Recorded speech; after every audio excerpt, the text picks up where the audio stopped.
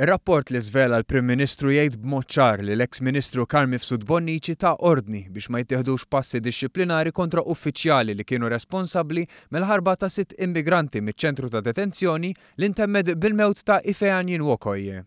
Fitra lil Malta Today, l-eks Ministru Nazzjonalista imkien ma ċaħad dak li ddikjara l-eks kap taċ-ċentri tad-detenzjoni quddiem bord ta' inkjesta.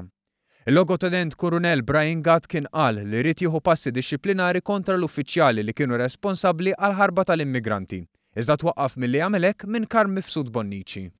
Carm Mifsud Bonnici iddefenda din id-deċiżjoni billi sostna illi passi dixxiplinari b'mod prematur setgħu jimminaw il-proċeduri kriminali li kienu għaddejjin.